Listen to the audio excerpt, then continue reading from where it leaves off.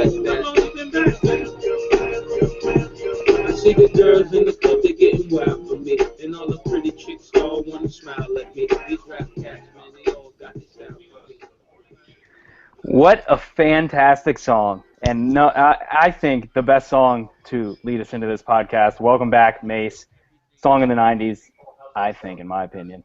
We're playing that because welcome back to Chris Davis, to the Orioles, the best left-handed power-hitting free agent out there. You know everything. Leading the world in home runs for the last 3 years. Coming back to the Orioles, 7 years, $161 million. You know Banks and I are happy about that. We're also joined here with WhiteSox Dave. Dave, what's going on? Oh, just watching the Hawks continue on their dynasty right now. We got a rematch of the 2014-15 Stanley Cup going on right now. They're on the power play right now too. So that's about all that's going on with me as far as my sports life is concerned. I root for a bunch of losing teams right now. Other than Northwestern, I guess they're all right, but we'll get into that stuff. Yeah, I was going to say, it looks like we're almost on a crash course for Caps, Hawks in the Stanley Cup Finals. Can they get by the Rangers? Of course they can get by the Rangers. And they just murdered the Rangers this year. I mean, the playoffs are a different animal, though. Hey, I mean, new year, new team. Banks, you see it. Yeah, I mean, I hear Chief on Twitter pretty much chirping at Caps fans on the daily. He's asking, are Caps fans worried about this? Are Caps fans worried about that? Of course we're fucking worried about everything. The only thing I'm worried about, to be honest, is just the Caps being the Caps. That's just the way they are. They're going to fall flat on their face like they do every single year, and it's going to break my heart probably worse than any other year. So that's what I'm worried about. But you got to be strong. You got to, on the outside, you got to be strong. On the inside, we can be worried and piss our pants. But so it's just you guys are being a bunch of fake tough guys right now, like talking a big game, but in the end you don't have any bite. I don't think it's that. I think the team has bite this year. I mean, they haven't lost. They don't even have double-digit losses this year. I think they're for real. It's just in the back of our minds. It's there that, hey, this could be the 2010 season all over again, where we lose to the 8th seed, and our season's done in the first round of the playoffs. Yeah, I mean, I don't know much about hockey. I remember specifically I was watching it was an elimination game for them when they lost to the Rangers in the Stanley Cup playoffs.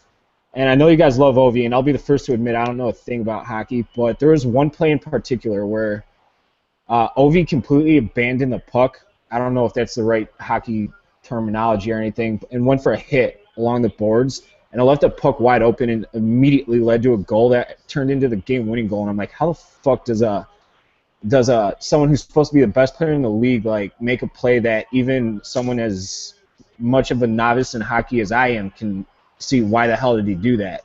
So, I mean, from the outside looking in, watching the leadership of like John Taves and Duncan Keith, I don't think he has those measurables that stats can really measure. I don't think he's got that it factor.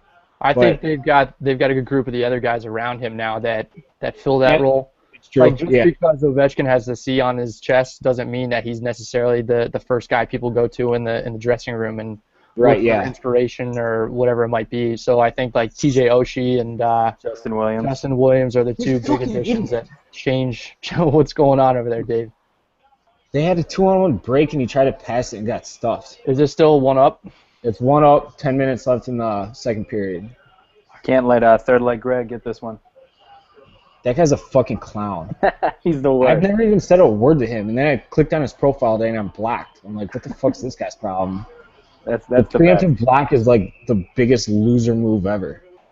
But it always leaves you with so many questions. Like you're saying, if you never talk to him, how did he even see your profile to block you? I have no idea. Can we talk about my own situation in that realm? Go for it. Yes, let's do it. My favorite NFL football player of all time is Ed Reed. I'm phantom blocked by Ed Reed. I have no idea why. Yeah, I noticed last year during the playoff. It might have been the World Series even. Addison Reed came into pitch, and I said something about him. And I'm like, I wonder what Addison Reed's doing these days, outside of baseball. I clicked on his profile an hour after the game, and I was fucking blocked.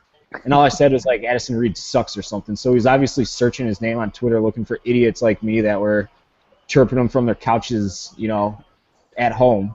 Yeah, I'm not that guy. I'm not usually one that mentions athletes very often. I mean, I do it here and there. I'm not like RDT over here tweeting at Adam Jones every other day. It's just not my style. But I have no idea why I'm I don't really blocked do by that Ed either. Reed. I won't say anything to them. I'll say something about them, but not. Yeah, to exactly. them. So I think I must have just called him a homeless-looking guy for too many times, and it was from a place of love, but he must not have seen it that way. So I'm phantom followed by Ed Reed too. yeah, it makes no sense. It's completely backwards. So if you can, put in a good word for a kid, but. So, I may slide into the DMs pretty soon. We'll see what Ed's doing. All right.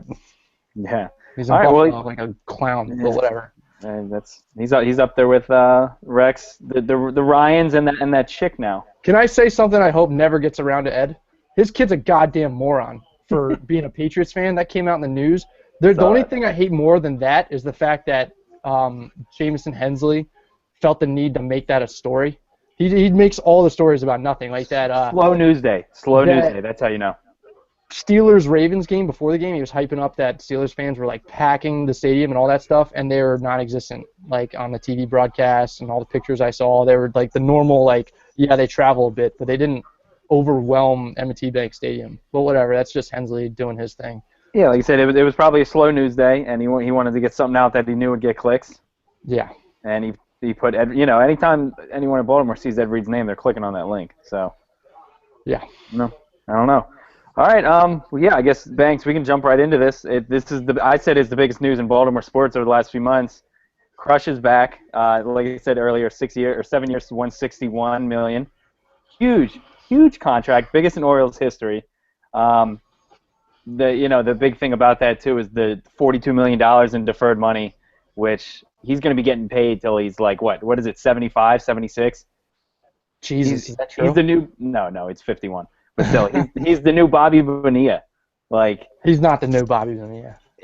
But like KFC said the other day, we're going to be getting tweets about this in 20 years, along with Darren Norvell tweeting out how he's the one that had to love that deal because he's going to be able to tweet out in 20 years. Chris Davis is beginning. Chris Davis is paying. Chris Davis paycheck day. Kind of thing's a lot more common than people realize, I think. Oh yeah, I mean it's happening with Scherzer. It's going to happen, I guess, if the Nats signs Yoenis, that's what they're going to try and do too with this big. It's a sound financial move. The thing about Cespedes is I think he might be dead by the time he's 45, so yeah. You know how much $1 million is today compared to what it was when Bonilla first signed that contract? Oh, it's like pennies.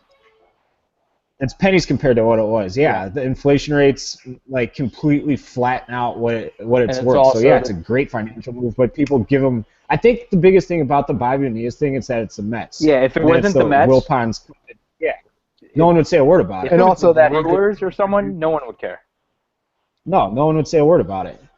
But there's probably a dozen other people that have the exact same thing going on right now. Maybe not to that extent, but the Orioles are paying Bonilla too. And yeah. And the Orioles are too. Yeah. They're paying like maybe 10% less than the Mets are, and it's the same contract every year. And the Mets get all the pub for it, and it's hilarious. Well, yeah, and also, so Davis is going to be getting $17 million a year until 2022, and then from 2023 to 2032, he's getting $3.5 million a year, and then from 2033 to 2037, he's going to be getting $1.4 million. $1.4 million in 2035 is going to be what? That's going to be nothing. Like you said, with inflation, it's nothing. Yeah, it's pennies. So that's why I love the deal. I think it's great. It's going to open up the Orioles to do. It's not handcuffing them. They're going to be able to probably get a deal done with Machado. It's going to leave them open to get an extension done with Jones, so he stays an Oriole. I think it's perfect. Do you want Jones back in 2 years, though? I mean, he's going to be 32 or 33, right? By the time his deal's done? Yeah, I would take it. I got this thing, since I've seen it happen so much with the White Sox over the last few years with Adam Dunn and Adam LaRoche and other shitty fucking Nationals players that the Sox have signed, that baseball players can fall flat on their face and never have a rebound year again once they hit that 34, 35-year-old mark. Yeah. And I mean, I'd be scared because Jones. I mean, he's a lot more physically gifted than a Dunn or a LaRoche or someone like that. So he might not physically fall off quite as much. But I mean, the drop off once you get to that age, there's a significant. Obviously, there's a significant drop off in production, and I mean that's something that I wouldn't want to be paying for because I know there's no salary cap and it's not our money and all that other cliche bullshit, terms or whatever. But I mean, there's still budget for every single major league team, and something like that can hamstring a budget. Now he's going to make a lot of money in his next deal, regardless that he's 32. Yeah, and I mean he's been relatively healthy before this year. Where he was playing 158, 159 games a year before this year. But yeah, I don't know. I mean, I think he wants to stay in Baltimore. I don't know. He's not going to take a huge deal. I'd like to see him. Maybe they'll try and do a little hometown discount, but I wouldn't put it past them not to accept it. I'd be interested to see how like free swinging hitters kind of progress after they hit that 30-year hump. I feel like the more polished on base kind of guys can have more sustainable. Right, because your eye doesn't really regress. I wouldn't say. I mean, it did for Adam LaRoche this year. He didn't walk hardly at all, which is it was awful. He had under 300 on base. I think a decent comparison, it's not a perfect comparison to Adam Jones, would be Andrew Jones. They had similar frames earlier in their career. Andrew Jones had the benefit of getting all roided up for a couple of years, hitting 52 home runs the one time. And then as soon as shit hit the fan and he started going downhill, it was a steep decline. So I think that would be something to keep in mind moving forward. But he's a leader in the clubhouse. You're probably going to have to keep him around at whatever price he wants to ask for. So, and really, the Machado contract is the one that looms larger. But you got to think about much larger. But here's the thing: we're talking about Chris Davis right now, Manny Machado, Adam Jones. The Orioles' best pitcher right now is Ubaldo Jimenez. How in the hell are they supposed to win a baseball game with your number one as just a not good pitcher? I would argue that not. Yeah. Are they counting on like Harvey? Is he going to be up this year? Like Harvey? Harvey? No. Yeah, Bundy might. But Bundy was last year a little bit. Right? Bundy has to be. He's out of options. He wasn't up. They don't have a choice with him.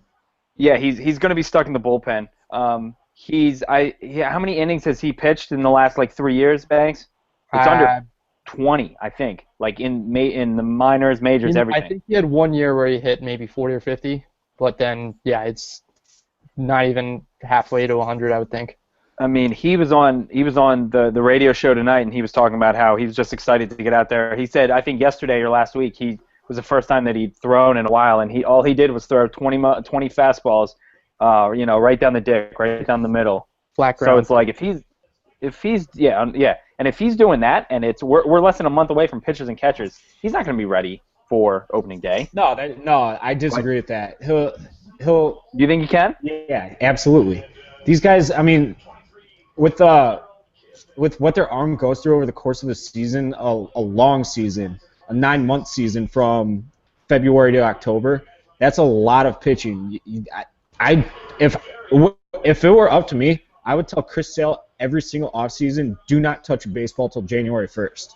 Just work on your core work on your conditioning, all that stuff. Because endurance, that builds up pretty quickly. I mean, with spring training and him throwing now, he'll be more than ready to, I think you need to extend himself to 80, 90, 100 pitches if he needs to. But see, I mean, this is a guy who he hasn't been healthy. We don't even know if he's really healthy right now. He's had every arm, shoulder, forearm injury that you can name. He's had it. He went through the forearm tightness last year, shoulder I think 2 years ago, and then elbow. All the PRPs and the TJs and all that shit. I mean, he's had every injection. And waiting 6 weeks. So I don't know. I mean, it'll be interesting to see what they can get out of him. Banks and I have talked about maybe just throwing him into the fire every 5th day as a starter and letting him take his bruises. Take his lumps. Yeah. You might not have a choice. There's no pitching on that team. It's garbage. I think it's a long-term solution. You gotta, if you want him to be a starter in the long haul, I think you have to throw him with the situation the way it is. You have to throw him into the rotation. If he weren't if he did have options, you would throw him in the rotation in AAA. Yeah, And, absolutely. Like, he just needs to get his innings. Yeah, and they were talking to him on the radio tonight, and they asked him, what's the difference between starting and coming out of the bullpen? Because I think he came out of the bullpen some in the minors, and he just talked about, instead of going out there and throwing, do a little bit. and he said instead of going out there and throwing 150 feet, long toss to get warm, you have to do it, like this, boom, boom, boom, at the drop of a hat. You got to know when to be up. So I don't know. I think it's also a mental thing with him. I think that he knows that he's been injured and that there's a bunch of pressure on him, and people are just waiting to see what he can do because he hasn't done shit since he's been here. So I think people have quit on him, to be honest, where he I think let loose a little bit. That's true. He's gonna have. I mean, he was a workout freak in high school. I think he's built like he's solid, man. He's not like the gangly, like wiry pitchers that you see a lot of now. He should be. He's an Oklahoma boy. He should be he's a farm boy. Yeah, he's doing all those farm workouts, digging holes. OKC guy. Yeah. All that, that crazy shit. I think the pitcher that we got that has the breakout year, I think it's Gossman. I think this is the year that we talk about Gossman. Maybe next year being a 1 or a high 2. From like an outsider, do you have any perspective on him? I mean, he gave up a lot of home runs last year. He gives up the long ball. That's a pretty decent hitter's park in Baltimore. Yeah. You want to keep the ball on the ground there. I mean, he was a top like 2 or 3 pick, right? I think he was top 5 pick. Yeah, he was. I mean, maybe, I don't know. His peripheral stats say that he had a lot of bad luck and stuff like that. He should have a big progressive year this year, so we'll see. I think didn't he have I don't know enough about him. Didn't he have like a 12 or 13 strikeout game like closer to the end of the year, I think? I think it was his second to last start, maybe his last start. That's what I thought that the last kind of month or his last, 4 or 5 starts, he kind of came around. Yeah, and we all kind of saw like, oh shit, this is the guy who we thought we drafted. We saw Brian Mattis do that for the last 2 months of a season once, so let's keep some perspective. Yeah, that was a flop right there. We're starting pitcher of all time, and you know what? They're probably going to give him a chance to start in spring training too. That's questionable. Do you think are the O's going to trot out 5 righty starters? They don't have any lefties, except Why the fuck not? I mean, I think if there's one manager that will, it'll be Buck, and Buck will say, Buck will have some awesome quote about it, and he'll word it in a way that sounds perfect. Okay, well, look at the rest of that division. You got how many bombs did Teixeira have last year?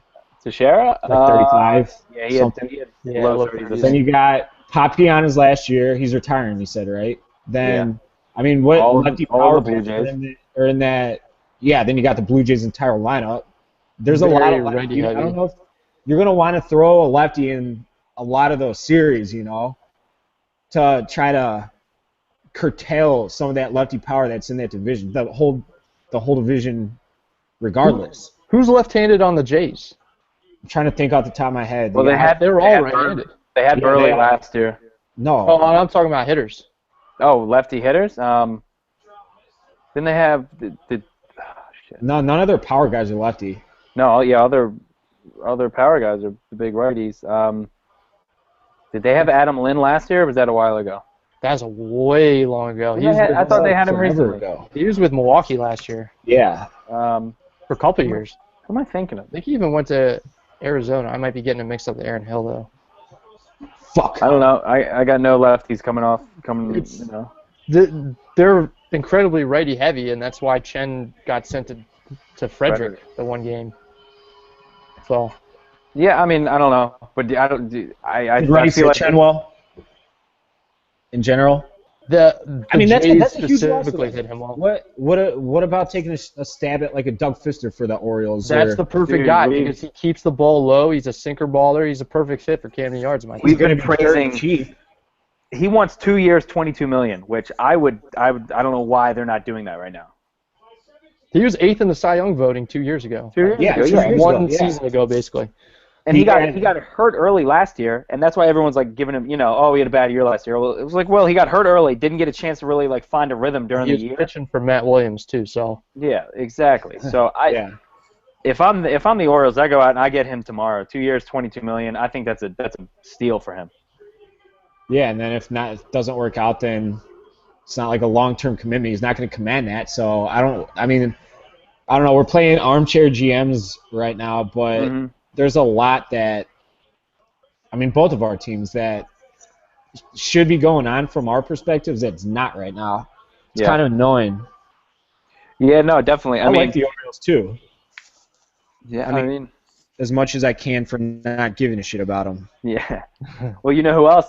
You know, Banks, do you think we see like a spot start out of Dave's boy T.J. McFarland? Didn't you play against him in high school? Yeah, I did. I played against him a lot in high school. Yeah. Yeah, whatever happened with him? I haven't even followed up on him too much. He's in the bullpen. He's an innings eater for them. He's a quadruple A guy for sure.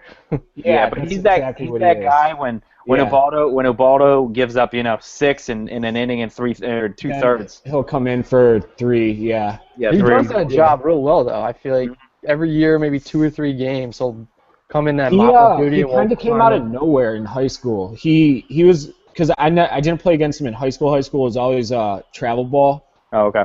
And my team and his team was kind of rivals a little bit, and he was always good. He would always sit like low, mid-80s, and we knew he'd be a D1 guy. Then his senior year, he's selling like 93, 94 from the left side. He looks like the kind of guy that grew 3 or 4 inches late in high school. Yeah, I was going to say, extra mile an hour. How big was he? Because he's pretty tall. That's exactly what happened. He was probably 6 feet, $175, $180, sophomore, junior year, and then all of a sudden, senior year is 6'3", 200, slinging it 94 miles an hour from the left side. So he was a 4th round draft pick. He was the first kid drafted. I want to say the first kid drafted in our state that year. And then my buddy Casey was picked right after him by the Tigers. Another lefty who could throw 95. But yeah, he was good. Even when he wasn't throwing that hard, he was a really good pitcher. Yeah. But he like Banks was saying, he's always he's done the job where he'll come in and he'll mop up the innings. He made a spot start, I want to say like 2 or 3 years ago. I think a few of them. So he grew up a big Sox fan. I do know that. He's a South Side guy. You know what? I remember when they played when they played the White Sox 2 years ago. I think he did the introductions on Masson as he did the Harry Carey voice and all that. He can grow a mean mustache too. Yeah. He's grown that out. I've seen that a little bit. So now what's your take? Do you obviously you're all in on Yo, right? You want that? Yeah, you want they the have Sox to be. Okay, here's the state of the White Sox in as few words as I can put it. They have a ridiculously good core. Obviously, Chris Sale's the top 2 or 3 pitcher in baseball. You got Jose Abreu, who's on a ridiculously team-friendly deal himself. He was second in the MVP his first year, second or third or something. Rookie of the year, been 30 first player ever to hit 30 home runs, hit 300, have 100 RBIs in his first year, first 2 years in baseball history or some shit. They have him, Adam Eaton, who's like my favorite player on earth right now. He's so fucking good at baseball. No one knows who he is. And they got Jose Quintana, a couple of guys that are close to big league ready that are supposed to be, superstars in Carson Fulmer. You guys know him from Vandy, watching College World Series and everything. And then a shortstop, Tim Anderson, who's a top 25 guy. So the core's there. It's just everything around the core hasn't been there. That's why they've been so mediocre. But all of a sudden they trade for Frazier and Lowry that immensely upgrade second base and third base, which they were the 2 worst positions in baseball last year. And we think they're everything's leading to them to make one more huge acquisition that will put them right in the driver's seat to maybe win an AL Central, and then all of a sudden they don't want to spend the money. It's infuriating to me. It's just so infuriating to me. It looked like going into last season that a lot of people were picking them to win the division. I mean, like you said, they had all the pieces. They had all the core pieces right there. It was either really good or really bad. Second base, shortstop, catcher, Melky Cabrera wasn't that good. And then right field, Avistel Garcia is the worst baseball player I've ever seen. Is he the one that robbed Chris Davis of that home run? Was him. He's got incredible physical tools. He's 6'5", 240. He runs like a deer. He's got a very good arm.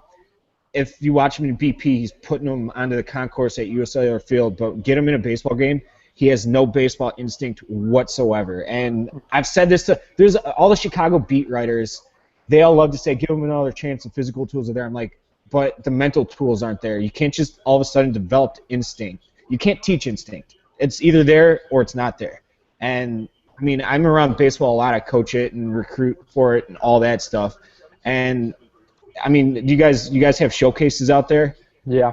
Yeah, there's the showcase players that can, run a 6.6 60, throw 90 from the outfield, hit the ball, put 8 out of 10 pitches in BP. But then you get them in a game and they just suck. They don't know what they're doing. They don't know how to run the bases. They don't know how to take proper reads on fly balls. They concede force outs when they overthrow cutoff men, stuff like that. And that's why he's horrible. And that stuff's not going to get better out of Avisal Garcia, I don't think. He might develop some power here or there, steal some bases, but he's never going to be a good baseball player. And Yoenis Cespedes or Justin Upton or Fowler even, all those guys were right there. All you need to do is offer them more money than everybody else, and for whatever reason, they don't want to do it. And Fowler's still sitting out there. I mean, apparently, they're not even. They haven't talked to him since Christmas, from everything I've been told behind the scenes. Wow. I know he's tied to the draft pick too, so I don't know if that. Yeah, I don't know because the Sox lost the draft pick. Or they would lose the draft pick. They gained the draft pick when Samardzija signed with the Giants. Yeah. So now they got 3 top 40 picks right now, and their farm system has been so barren until the last year and a half or so. Since the last 2 drafts, it's been just awful, and they don't want to lose these draft picks. They want to have 3, top of the line players that they can bring into the farm system and start building from the ground up more. But I mean, if you have this core that we just talked about, what is the 29th pick in the draft? That's not a guy that you can rush out after a year. That's a guy that takes a lot of seasoning in the minors. So if that guy's 4 years away or anyways, who gives a shit about the draft pick? You know? Yeah. Why not go for someone now when you have this core that's all in the prime of their career?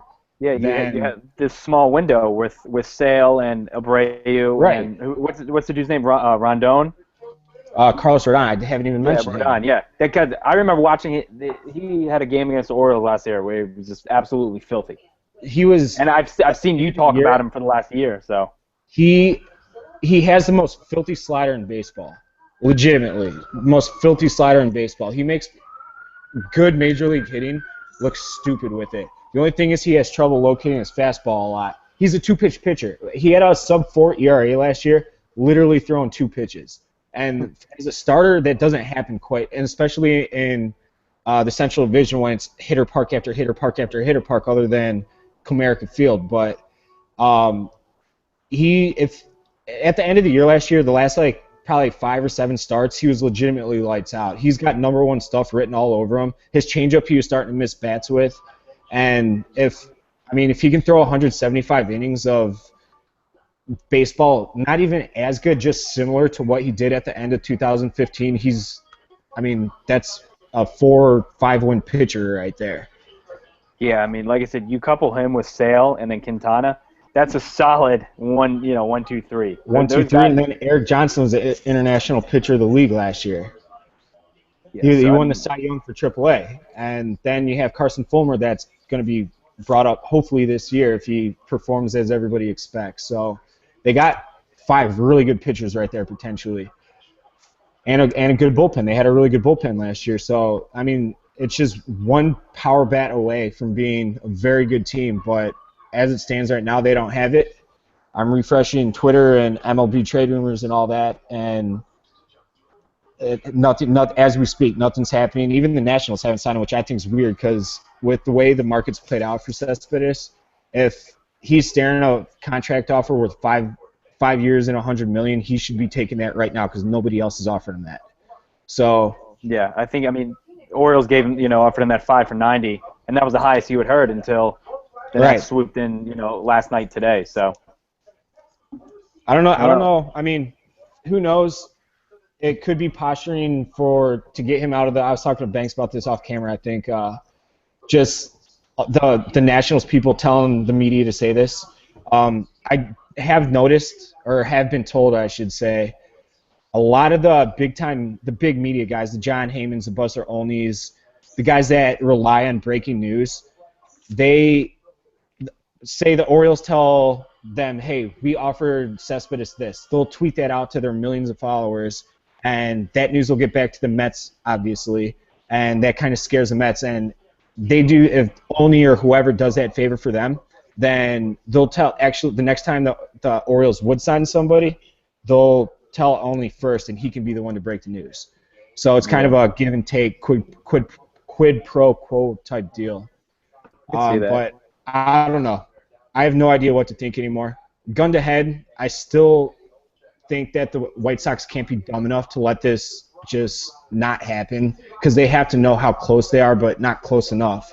So I don't know. Now, all right, real quick. Do you think are they wasting Chris Sale right now? Do you think that?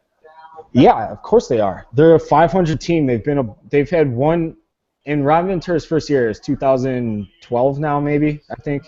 I think so. They were in first place 90% of the year, and then the last 2 weeks of the year they just completely choked it away. And that was his second year. It was because he got called up after a month or so in the minors, maybe not even, maybe just a couple weeks. But in 2012 it was their only legitimate chance at making the playoffs, and since then they've just been bad. And I mean, unnecessarily bad. And he took that super team friendly deal. Incredibly. What is it, the best contract in baseball. What's he making 35? Was it 35 million? 20 something like that? It was in 2014 he got extended for 6 years with 2 team options at the back end for 16 mil. I think the entire deal can be worth 60 million. But if the team opts out, then they're not going to. But if the team opts out, then it's 35 or something. Yeah, he's gonna, his next contract he's gonna make insane. He's gonna make David Price money, and he should. I mean, we'll see. At that point, he's born in March. He's a few months younger than me, so he'll be 27 this March. So for that year, he'll be in his I mean, if he doesn't get hurt, then he'll be entering his age 30 season that year, and that's David Price money he's looking at. Probably more at that point. Yeah, it'll be more because, money's just going to keep going up, I feel like. Yeah, it is. Yeah. All right. Exponentially. Yeah. I mean, all right, we'll close baseball real quick. Banks, you got to name your starting lineup or your opening day Orioles lineup, lineup right now. I think my lineup goes against what most people would say. I think Machado has to be in that 3 spot. Whereas not leadoff. I think your best hitter needs to be in the 3-hole. Manny Machado was the Orioles' best hitter last year. You can make a case for Chris Davis, but his pop is just such that he's going to bat 4th or 5th. So I'm going with you want to put Kim at the back. I want to put him up front just because he gets on base. I want to put Scope at 2, Machado 3, Jones 4, Davis 5, Trumbo 6, Wieters or Joseph 7, place your right fielder here 8, and J.J. Hardy 9th. Are they platooning those two? Which two? The catchers? Yeah. Yeah, that was the catch with Probably. signing Davis is that... I know you're a Joseph guy. Yeah, I'm a Joseph guy. See, I don't hate Wieters. It's just I just like what Joseph brings to the table. Joseph, he's been a damn nice surprise over the last few years, ever since defense was not his forte going in, and then whenever he got called up, we thought, okay, we're going to get some offensive production, a little bit out of him, and we'll deal with the defense. And all of a sudden, he just turned it on defensively. I don't know if it was Buck or somebody else, but he just suddenly learned how to be a backstop. So. Yeah, he's been really, really good at defense back there. And then so who do you have starting right fielder? For that corner outfield spot, I don't think that Kim's going to play right. Well, I pitched you my idea, which is the least exciting idea that anyone's ever heard because he's the least exciting baseball player out there. Nobody knows that David Murphy is a free agent this year, and you could sign him for 2 years, $8 million or something probably, and you could platoon him with Reimold hits left-handers well, and Murphy hits right-handers well. You could get a nice platoon going out there. Yeah. So, Plus, he'd be a nice late game bat off the bench too. yeah, I mean he's like I said, he's the least exciting guy out there, but he's a veteran, and the numbers show that he's hit righties well throughout the better part of a decade now. So Yeah. Now, do you think at some point this season we'll see a lineup that puts Davis in right, Trumbo at first, Wieters at DH, and then Joseph catching? Do you think if Buck wants to get all bats in the lineup? I'm Yeah. sure it'll happen at some point. That's There's situations That's a that would scary absolutely lineup. call for something like that. That's Yeah. a really good lineup right there. Yeah, really, right field is probably the best idea. It's just we just threw so much money at him. I don't know if Well, that's today in the press conference. They asked if someone talked. Hey, you can play. You played right. You played third. You played first. And he goes, I signed to be the first baseman for the Orioles. So that to me, I was kind of like, damn. Well, I guess not even a real like. Well, he also had Scott Boras sitting 5 feet in front of him. So who knows? Sucker. Who knows what he told him to say? But he also ruled out. He said he will never pitch again for the Orioles, which upset some people. But whatever. yeah. No, I mean, I think Buck. I think we'll see that lineup. I think that's a big power lineup too. So I think the regular lineup is a good power lineup. Sure. So, yeah, I don't know. Anything else on the White Sox? Dave, do you wanna have any bold predictions on what they do or if they sign Yo? It's almost 8:30 my time. You guys are towards 9:30. No, I don't even want to make a prediction at this point. It's just he's gonna go to whoever gives him the most money, and it's whoever blinks first. What the hell? The Nationals don't even need an outfielder, which is the weird thing. I feel like they're driving up the price for the Mets. Yeah, that's what it feels I mean, but I feel like the national guys like Heyman and all that, they're all in on it right now. Yeah, it's pretty which is widespread. weird to me. It's very weird. But I don't know. He would fit perfectly in the culture of the team with all the Cubanos or whatever, and then he'd fit perfectly in that lineup and in on a corner outfield spot, or in center and shift Eaton to right. I thought you left. were saying he'd be a perfect fit with the Nationals, which I think it'd be hilarious to see Papelbon and Bryce and Cespedes all in one lineup, just like all in one clubhouse trying to get along. I think it would just implode. So a part of me is Do kind you of guys hate the Nationals? Yeah, I hate the Nationals. I do. So it's 100%. because Sox fans fucking hate the Cubs, despise them, root against them. We hope that entire section of the city burns down. I think that's watching them fail last year was that made the Orioles' bad 81 and 81 season a lot easier to deal with, just because the Nats were supposed to they were on the Sports Illustrated covers, everyone was picking them to win it all, and they sucked and they were just such a train wreck. And then Bryce getting choked at the end of the season was like the highlight of my year. Top. Yeah. Oh my God! I almost want to buy a picture of that and hang that in my room. That would be. I love that. So it made all the smug little. Because Banks, you know this. The Nats fans around here are just so goddamn smug, and they walk around with their head held high. Their head held up high, like they've won anything in their life. It's not even that they're smug. It's they never that won a goddamn playoff series. They don't know a goddamn thing about baseball. Is the thing that infuriates me. They're clueless. You see it in a lot of Washington sports as a whole. It's the other part is it's a Redskins town, and so they're just doing the flavor of the month thing, and it's like that with every city when it's not like the top team. I think every city has its one team that its whole city's really passionate about, but it's just worse in Washington in my opinion than anywhere else because the DC area is so full of out-of-towners that just kind of move here and they just cling onto it, and it's obnoxious. I hate going Nats Park. It's like a minor league production there, the promotions and all that shit. I hate it.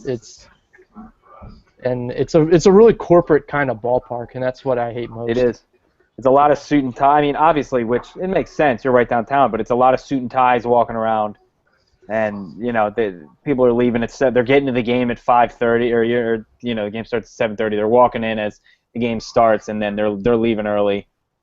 I hate them. I hate them so much. I'm guessing you guys probably hate the Cubs more than we hate the Nats. But Probably. This is like somewhat new. It's a one-way street. Like, you hate I'll be them, the but they first to don't. admit this. Yeah. First of all, Wrigley Field's located in like yuppie north side of Chicago, where all the post-grads. Okay, Chicago's Big Ten capital. I mean, I don't count Maryland as, but we'll get to that next. But Big Ten capital of the Midwest.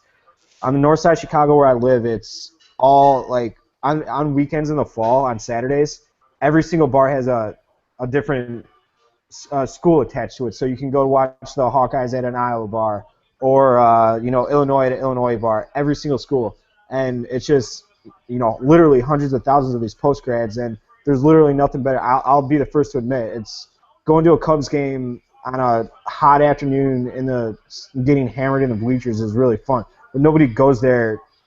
I shouldn't say nobody, but a lot of fans don't go there rooting for the Cubs. If you're a Sox fan, chances are you're a pretty diehard Sox fan. There's not any like casual Sox fans. We live and breathe by that team. But with the Cubs, it's like you said. It's like it's businessmen taking clients to the games and buying the super expensive seats behind the dugout. It's a lot of that. It's a lot of people just going there to drink without giving a shit about the game.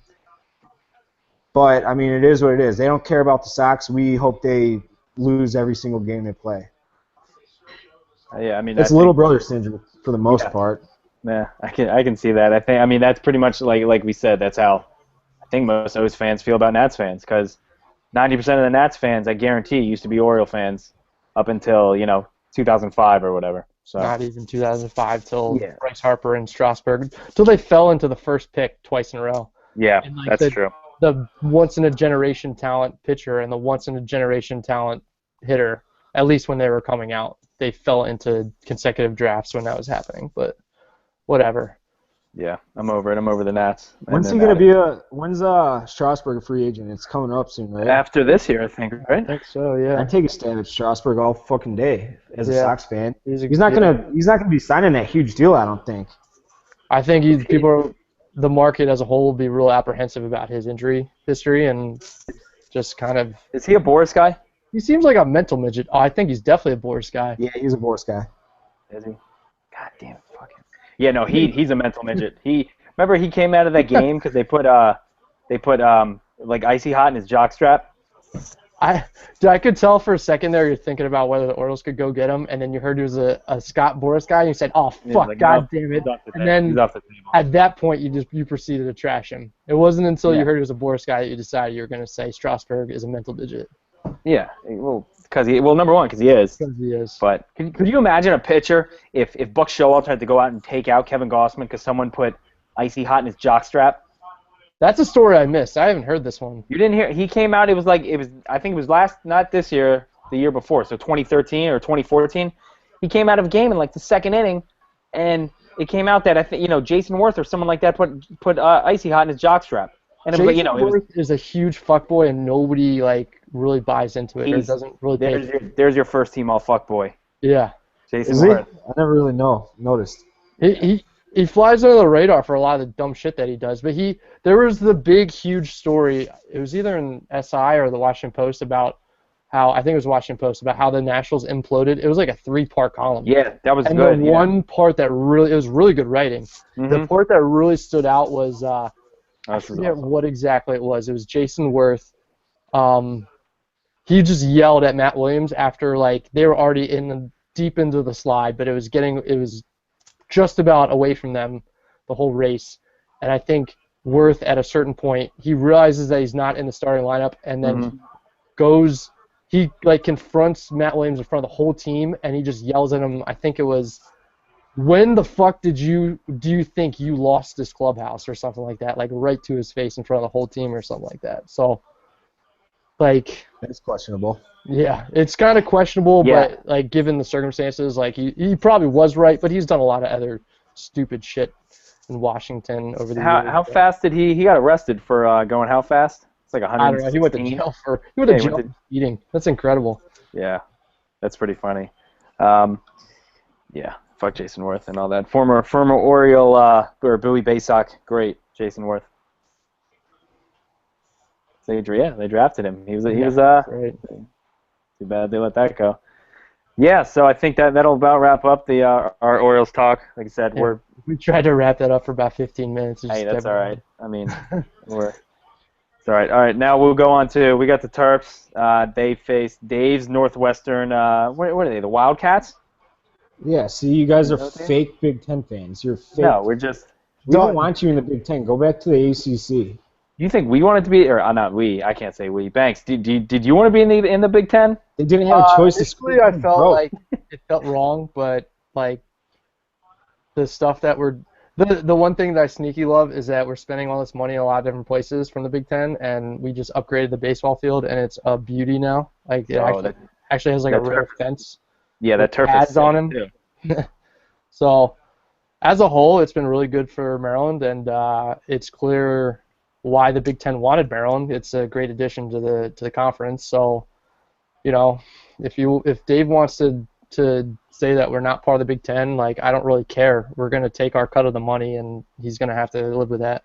I mean, not much I can do. Well, how much did they beat Ohio State by Saturday? Was it 35? Only 40? 35. They let off the gas late, so.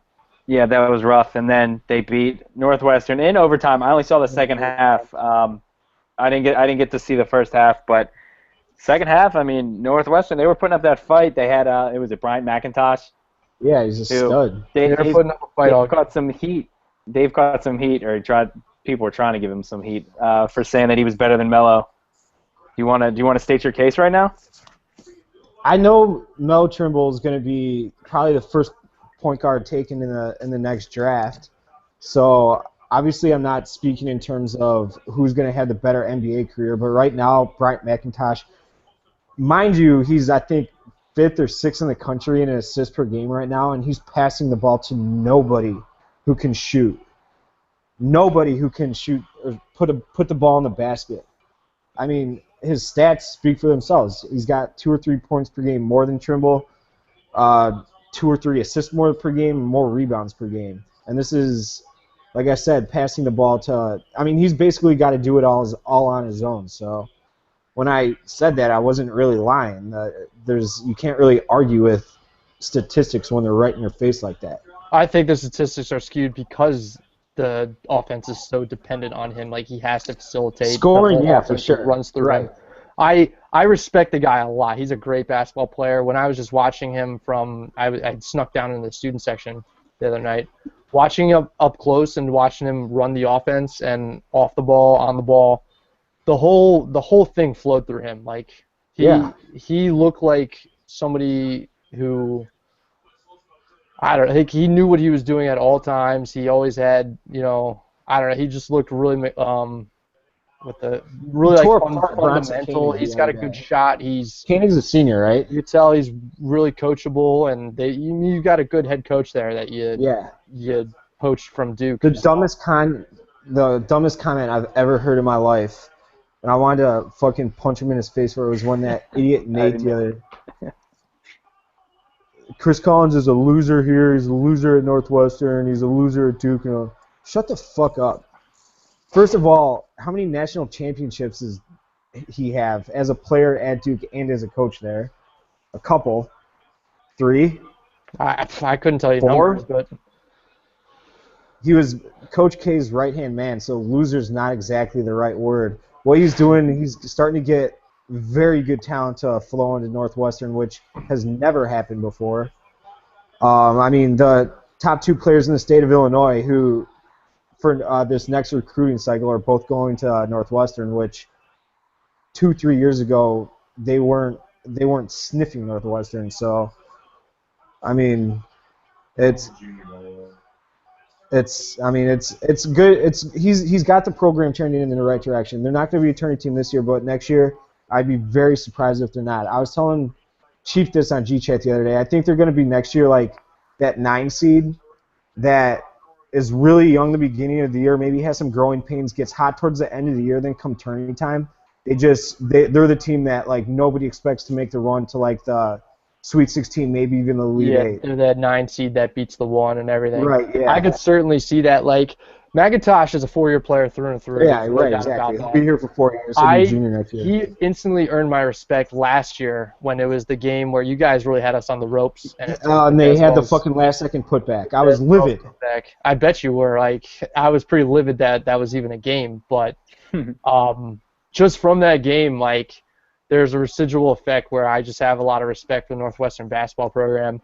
And McIntosh especially, he's just a young kid who's got a lot of guts. He's got a lot of moxie. So, I guess a couple of good games here. Like I thought that we shot a little bit over our heads. We played a good game, but in the first game, we shot over our heads a little bit, and I wasn't like terribly concerned going into the home game, but I knew it wouldn't be as easy as the one before. So, yeah, you guys have a good ability to kind of muddy the water a little bit and keep points off the board and keep yourselves in the game. So I think I'm looking forward to you guys playing Indiana next week. I mean, you never know with them. Indiana needs to put in their place right now, for sure. Yeah, they're good. They're really good. They can score, but they can't defend. With Crean, that's been the case of his whole tenure. They can do one thing, but they can't do the other, or they'll beat a really good team, then they'll lose to fucking Nebraska or someone. A lot of my Indiana, because I had a lot of friends that went to Indiana, they don't like Crean at all. I feel like no one likes What's Crean. the like? Yeah, I know. They're not a very personable guy, it doesn't seem like, but... Well, Banks, he's Harbaugh's boy, isn't he? Biggest scumbag on earth. That wasn't his call. That was by the way, his sister's call. Sister. Who's the scumbag? Who Crean is? No, Harbaugh. John? Which one? Oh no. I forgot he's the brother's the coach of the Raiders. You mean the one who won the Super Bowl, the one who really deserves a lot more admiration from everyone? Jim Harbaugh's a fucking scumbag. He's a scum of the earth. Not the one who had the sleepover with the 18-year-old? In 2 or 3 years. I guarantee it. You said what? He's going to be gone from Michigan in 2 or 3 years. Due to getting another job, or he'll be out for... It's hard to see right now, Dave, but I hope you're right. I'll tell you guys all this off camera, but he's pulling a lot of shit recruiting, and he just fucked over a kid from Illinois that has been committed there since he was a sophomore, and it's pissed a lot of people off. It's been national news, actually. It's been on Yahoo and shit. That's all right. Maryland knows something about recruits decommitting and pissing them off. Because they got the sleaziest recruiter in the land coaching them right now. Well, was their interim coach. Who, Loxley? Yeah. Yeah, he's long gone. That's why they were initially committed. So. Do you guys remember Regis Ben? Yeah. Oh yeah, really. Juice Williams era and all that shit. Yeah, right. My buddy Danny was on a recruiting visit to Illinois. He ended up going to Purdue, but he was there the same time Regis Ben was there. And when we were in high school, our senior years, he said that Loxley bailed Regis Ben's older brother out of jail, and that's why Regis Ben went to Illinois. Huh. That's not very surprising. Not shocked at all. I think that seems about right. I'm pretty sure Loxley has at least a DUI or two. I think he punched his assistant coach in the face. That's also true. At New Mexico and shattered his face. Yeah. Did he sign anywhere? Is he anywhere right now, or is he kind of just floating? Maryland would be stupid to let him go. He's the perfect. He's gone. Recruiter. He's gone. He's gone. My one of my good buddies is on their coaching staff now. I was telling Banks that the other day. Yeah. What's he coaching? He's the GA, assistant quarterbacks coach. Oh, that's sick. Tell him to fucking whip Perry Hill's ass into shape. Is that how we're gonna roll with their quarterback? I haven't. He just got hired a day or two ago. Damn, that's sick. So he's there with the other Stooley. Walt Bell, offensive coordinator. He's like 31 years old. Came from Arkansas State. Yeah, I'm sure they'll sniff that out right away then. Yeah, that's true. That's dope. Yeah, I don't know. Do we have anything else on the Terps? I know they got Michigan State coming up. Did you want Michigan State to win last night? Because I did.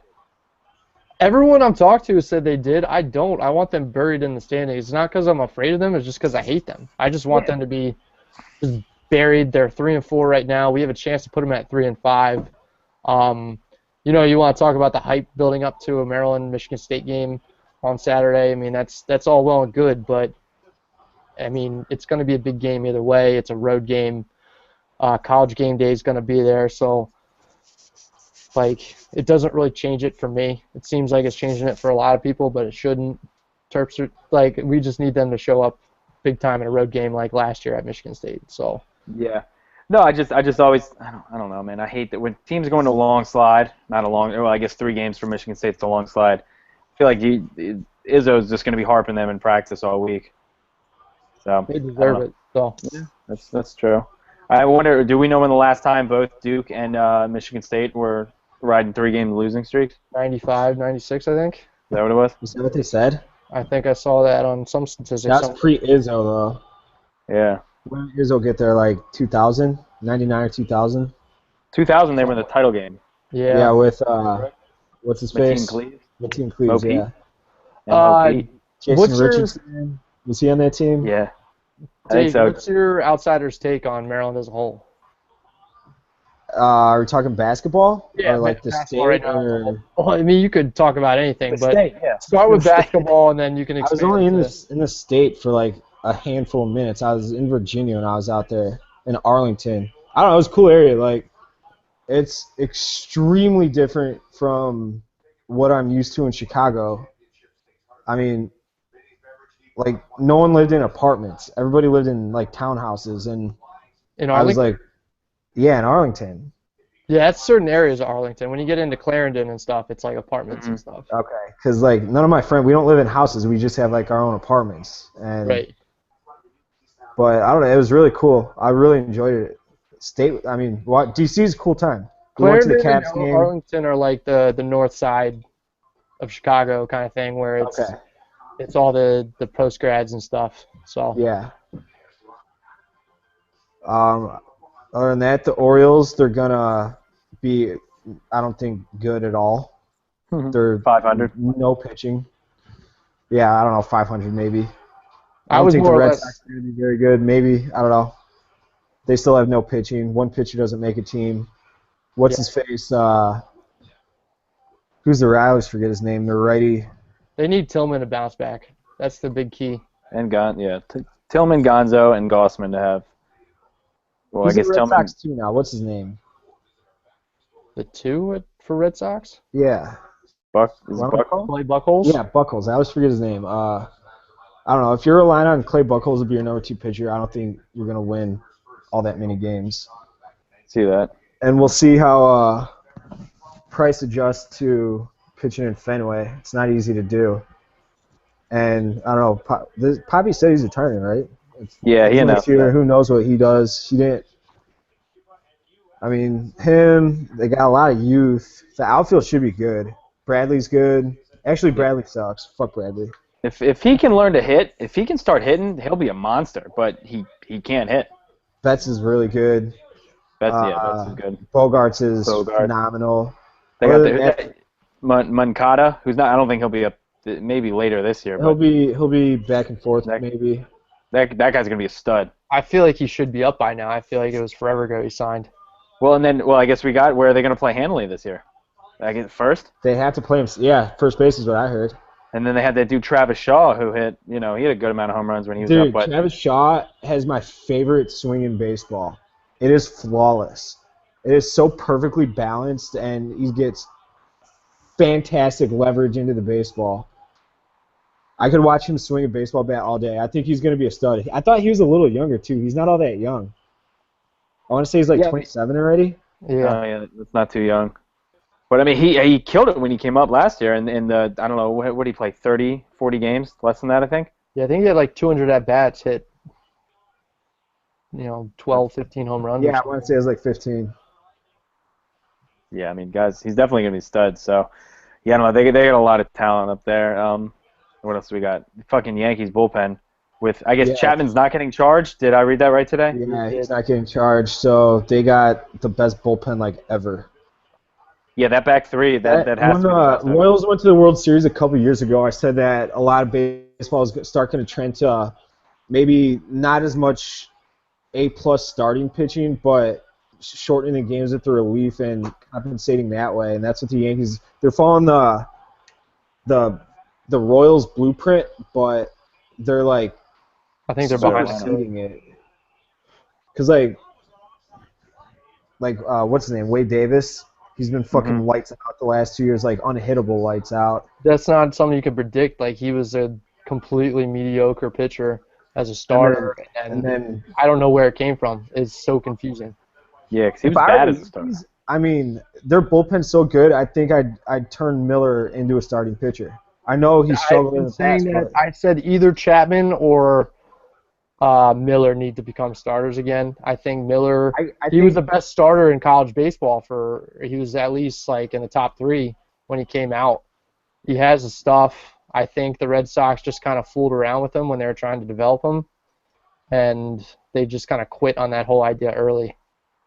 So I think it'd be something they should revisit. And the Yankees starting pitching's not. I mean, they just lost Adam Miller or not Adam Miller. Adam Warren. Warren to the Cubs. He's a good starting pitcher.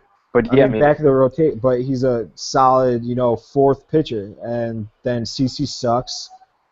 Tanaka's garbage. I mean, he's good when he's healthy, I guess. Nova and Severino Severino's a stud. He's got freaky shit. And he's got such an easy delivery. I think he'll be able to guy that will be able to throw like 215 innings a year. And then who else have they got? What's the Pineda? And Pineda, yeah. If he can stay healthy, that dude will be a horse too. So yeah, we'll see. I mean, their lineup's just getting so old. Yeah, how often can they keep trotting out, fucking Beltran and Ellsbury and all them? Ellsbury's always hurt. Teixeira's just gotten significantly worse. He still hits home runs, but that's a product of hitting a left-handed hitter in Yankee Stadium. Ballpark. Yeah. Then who else they got? I don't know, not much. A-Rod. Castro's good. Yeah. I like Castro as a baseball player. It's just he's a bonehead. But I mean, he's streaky where he'll have months that more or less carry offenses. And then they got see how he does. Brett Gardner, I think, to round out the outfield, and he's nothing special. He's a lot of I don't know. Both our divisions are wide open. I think the Indians are going to be really good this year. Well, see, people said that last year too. I feel like it was either the White Sox. People were picking the White Sox or the Indians to win, more than the Tigers and the Royals. The Royals, I don't know. The Royals, I think the Royals will be just maybe not as good, but I didn't think they were going to be good last year because they lost Billy Butler to the A's. They lost pitcher to the Padres, Shields to the Padres. Then I'm like, yeah, they're gonna regress to the mean, gonna be average maybe, and they won the World Series, wire to wire in the AL Central. Tigers are old, they suck. They did sign Zimmerman, he's good, I guess. And Upton. Yeah, and Upton, that's right, a day or two ago. They were a real righty heavy lineup too. I was looking extremely righty heavy, which is gonna fuck the Sox this year. I guarantee it. I mean, Sale does just as well against righties as lefties. It doesn't matter. But I mean, for the other guys, like Quintana doesn't really do too well against righties all the time. God damn it. Then Rodon's kind of like Sale. He doesn't. His splits are pretty even matched. But I mean, they're extremely right-handed lineup. So, I mean, historically, numbers say they should hit the Sox better than most teams do. So, Gotcha, yeah. That's all I got. Yeah. No, I was going to say, I guess we can close this out with I was just thinking, my favorite Oriole games have been to in the last few years. Banks, I don't know if you were there for this. It was 2014. Chris Sale started against the Orioles. They got I think they hit him like 10 or 11 hits and 4 home runs. Yeah, Davis hit that the walk-off grand slam. Oh yeah. Or not grand The slam, I Orioles think it was the walk-off hit 3-1. Sale really well a few times in a row. Yeah, which was all. I mean, I guess that's And then kind of been the last year book he on. dominated them, right? They seem to Like hit 13 David or Price 14. well too. They just seem to hit good pitchers really well. Yeah, and then they'll get shut out by some no-name. Yeah, some Matt kind of- Harrisons, and before he's improved, but a bunch of no names. Yeah, that was always kind of the book on them. Yeah. But I mean, yeah, no, I think Sale had a sick game against them last year. Then they had a series right around 4th of July with them, I think. Yeah, if That- it was right around the 4th of July, he probably had about 15 strikeouts. Yeah, Yeah, that it was- stretch last year we had 10 straight of 10 or more strikeouts, was some of the most dominant pitching I've ever seen. Thanks. Can you remember 2 back-to-back games where any Oriole pitcher had more than 10 strikeouts? That It was sounds- legitimate must-watch TV. That sounds mythical. Yeah. It was unbelievable to watch, and it's not just that he was striking people out; he was making people look legitimately like stupid in the batter's box. One of my Sliders favorite and quotes of backfoot all and shit. time, not quotes really, but statements, was it was Chris Sale's rookie year. He only pitched like 10 or 12 innings in the minor leagues. He legitimately was in the major leagues 2 or 3 weeks after the draft, and it was this was right when Joe Mauer was the Joe Mauer that I remember, hitting 350 every year, MVP, signed a $108 million contract, all that stuff. And Chris Sale struck him out on 3 pitches, and after the game he said, "I've never felt so uncomfortable in the batter's box as I did just now facing Chris Sale," which is pretty high praise coming from A guy like that. for Joe Mauer, the best hitter in baseball for a year or two. Yeah, I don't know. Yeah, that's Big pretty insane.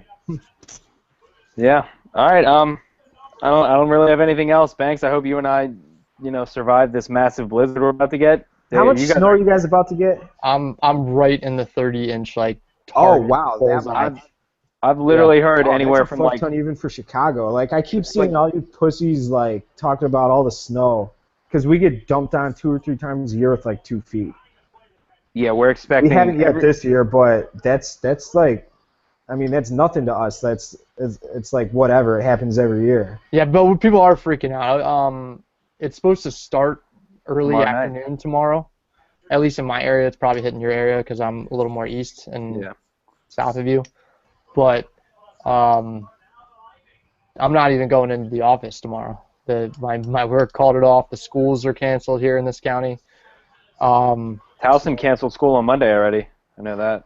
We'd have to get like that much, and there's still a chance. Like there's no way in hell I wouldn't be working. There's no way in hell. I wouldn't even think about it. School maybe, but not work.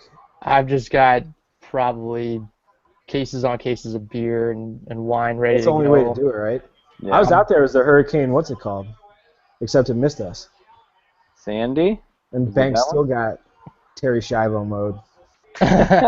Was that hurricane coming? That was like, I was worried because I was flying into it. Oh Is that yeah, the- that's right. This year? That was like 3 months ago. When exactly was it?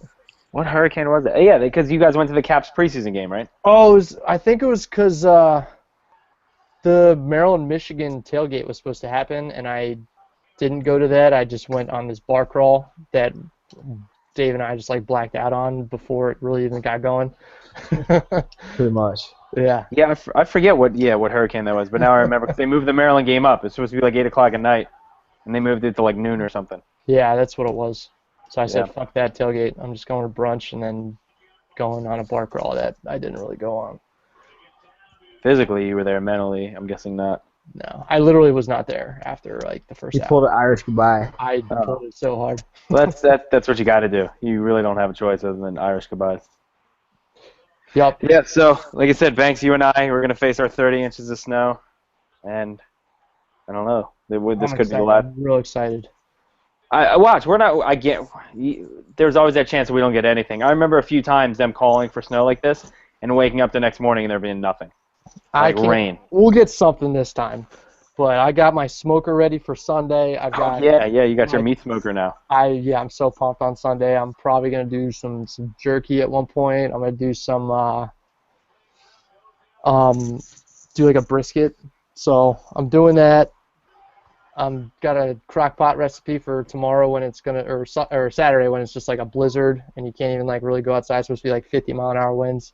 That's So, what I'm excited to see too. Is this 50-mile-an-hour winds? yeah, I'm a big storm guy. So Yeah. got a little Cantori in me. So I could get down with some storm. Yeah, I could do I'm that. excited. You're just doing a bunch of man shit. I like it. I like it a lot. No, I'm drinking right. some wine too, though. No, that cancels it out then. No, it doesn't. It's gonna be a great time. I'm making bloodies. Dave, you're a bloody guy. You'll be having some bloodies, I'm guessing.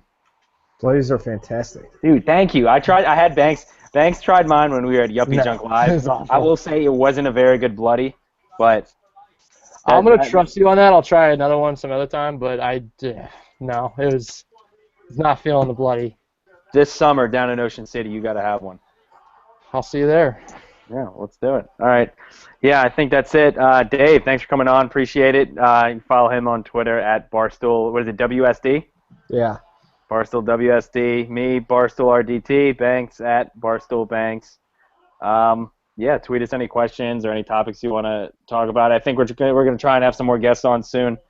Go on iTunes, subscribe, 5 stars, all that good shit. Yeah, we're out.